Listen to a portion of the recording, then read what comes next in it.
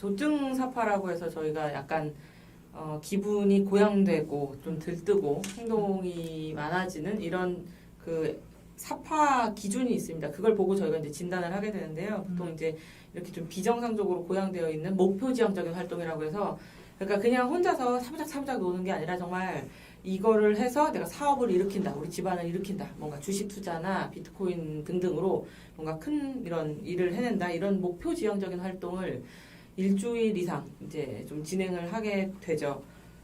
이런 분들 중에서 자존감이나 자기 과대성 이런 것들이 높아져 있기도 하고 수면 욕구는 또 감소되어 있어서 이분들이 이제 전형적으로 많이 하시는 말씀이 일주일 동안은 거의 잠을 안 잤다. 네. 왜냐하면 할 일이 많아서. 그렇죠. 심지어 별로 피곤해하지도 않으시고요. 피곤하지도 않죠. 그래서 저는 사실은 누군가가 약간 이렇게 기분이 좀 고양되는 듯한 그런 게 패턴이 보이면 가장 먼저 물어보는 건 일단 수면이긴 해요. 그렇죠. 어제는 몇 시간 잤냐 이런 것들을 물어봤을 때 되게 전형적으로 한두 시간밖에 요새 못 자고 있다 이렇게 말씀하시거든요. 그리고 이제 그거 말고 평소보다 말이 좀 굉장히 많아지는 거. 그래서 말이 많아지면서 별로 친하지 않은 지인들이나 친인척한테 전화를 좀 많이 거시죠. 그래서 그때 왜 그랬냐 하면서 이제 막 7시간, 8시간 통화를 하기도 하고, 저희가 이제 한국 사회의 특성상 친가 쪽하고 별로 안 친하잖아요. 근데 고모한테 전화하고, 작은 아빠한테 전화하고, 고동사촌한테 전화하고 하면서 우리 엄마한테 왜 그랬냐, 우리 아빠한테 왜 그랬냐 이렇게 끝도 없이 말을 쏟아낸다던가 혹은 아까 말씀드렸듯이 목표 지향적인 활동하고 맞물려서 본인의 사업 계획이나 이런 거에 대해서 굉장히 많은 양의 말을 여러 곳에다 이제 한다든지 그리고 사고가 달려나가는 사고가 완전 점프 비약하기도 하고 사고가 정말 질주하듯이 달려나가는 그런 패턴을 보이기도 하고 주의가 일단 기본적으로 굉장히 산만해져 있어서 이 일 했다가 저 일 했다가 근데 이제 본인이 얘기하시는 거는 할 일이 너무 많고 나는 멀티태스킹이 가능하다 이런 식으로 본인을 표현하시고요. 그 외에 이제 정말 안절부절 못해서 정신운동성 초조라고 하는 정말 안절부절 못해서 부산하게 움직이고 활동성이 정말 증가해서 여기 투자하고 그리고 뭐 대출 받아서 또 저기 투자하고 땅을 보러 다닌다든지 이런 행동을 많이 하기도 하고 그 외에 분명히 이거는 고통스러운 결과가 초래될 것이라고 하는 특정 상황에 특정 그 활동에 너무 많이 몰두해서 다른 사람들이 아무리 그걸 뜯어 말리려고 해도 본인은 그걸 꼭 해야 되고 이런 행동들을 보입니다. 지금 말씀드렸었던 여러 가지 패턴 중에 3개 이상을 일주일 내내, 일주일 거의 하루 종일, 일주일 이상 이런 일들을 하게 되면은 우리가 이제 이분이 지금 매닉 스테이트로 조증 상태로 오셨구나 하고 이제 이런 일들이 이분의 기능이 얼마나 손상을 지금 입히고 있는지 확인을 해서 진단을 내리게 됩니다. 양극성 장애 내에 이제 장애가 여러 개가 있잖아요. 실은 양극성 장애 1형이 있고 2형이 있고 그다음에 순환성 장애 이렇게 3가지가 보통 있는데 이제 그 약간 나는 감정 기복은 좀 심하지만 방금 허지원 교수님께서 말씀하신 뭐 이 정도는 아니다라고 하면 이제 뭐 한 순환성 장애 정도는 한번 생각을 해볼 수도 있고요.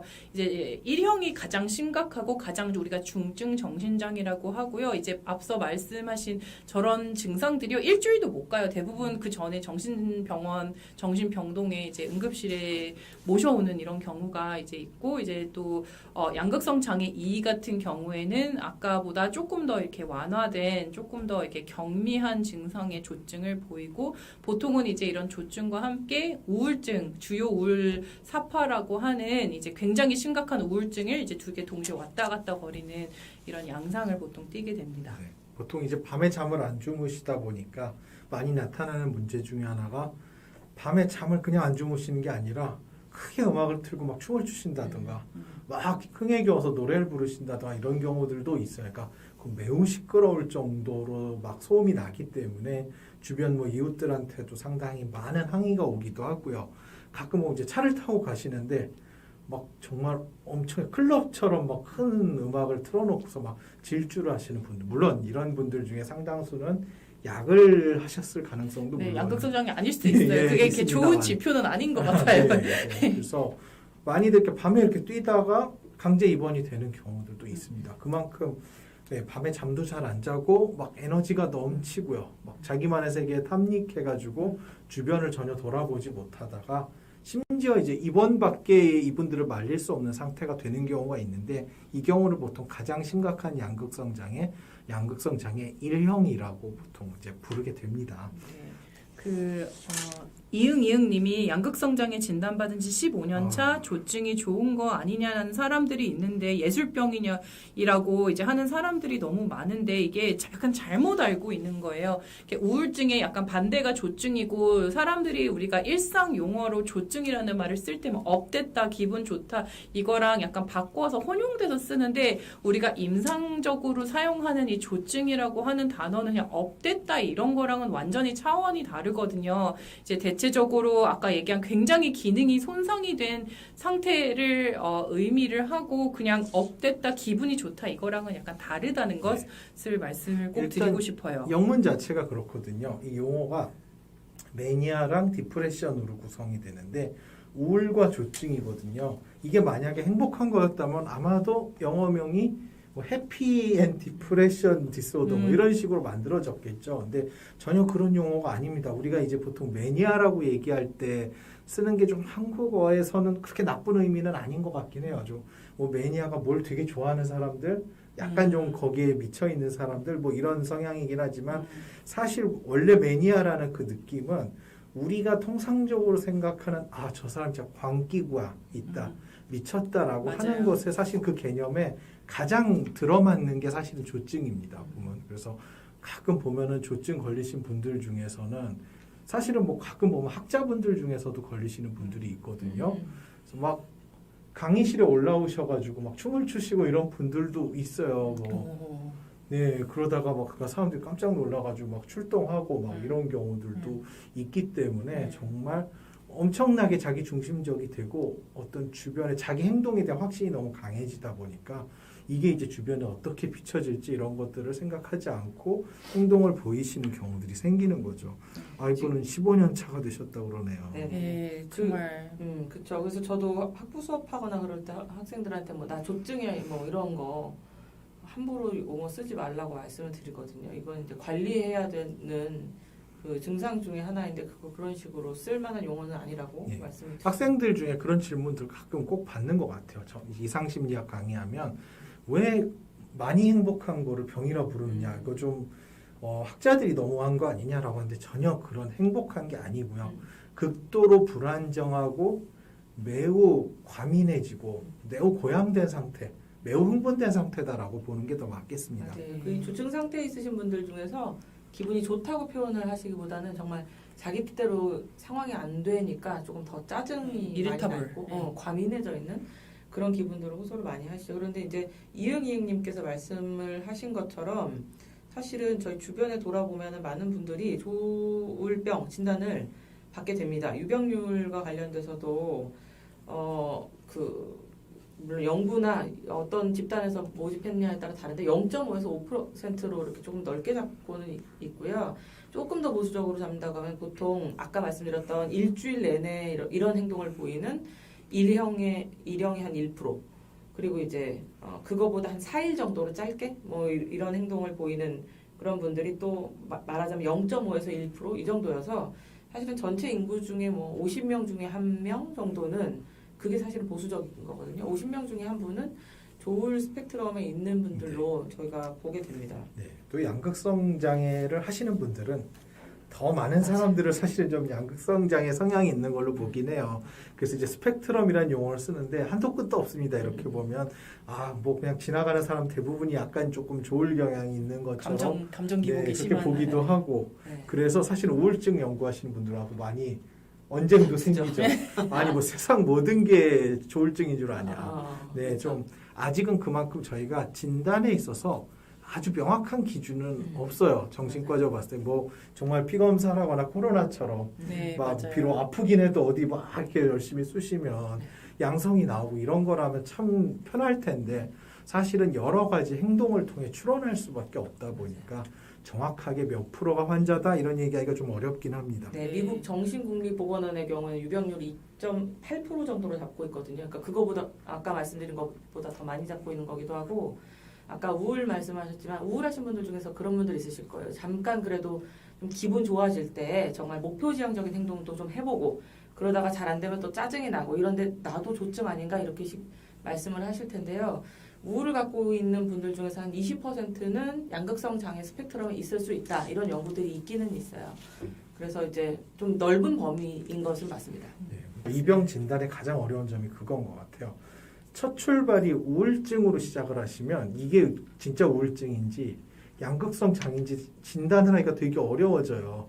그러니까 양극성 장애에 대한 확신을 가지고 있는 임상가들은 기다리면 분명 조증이나 경조증 사파가 나올 거야 라고 생각을 하시고, 이제 우울증 보시는 분들은 무슨 소리야 그게, 이 부상 우울증인데. 그러니까 시간이 지나야 어느 날 조증 사파가 처음 나타나야만 비로소 이 사람 양극성 장애잖아 라는 게 되는 거라서 사실은 진단이 매우 어렵고, 사실 우울증과 정말 차이가 나는지를 아는 것도 되게 난해한 작업입니다. 약간 그리고 이제 그 발병하는 그 연령대가 있어요. 이제 보통은 한 몇 살 정도죠? 여성과 남성이 조금씩 다르긴 한데 한 10대 말 20대 한 중간 정도까지가 좀 취약한 나이고, 여성들 같은 경우는 조금 그거보다는 좀 늦은 것 같아요. 한 30대 초반까지도 저는 본 것 같기는 한데, 이제 어쨌든 약간 그 10대 말 20대 약간 이때가 이제 가장 발병을 많이 하는 이제 연령대라고 보시면 됩니다.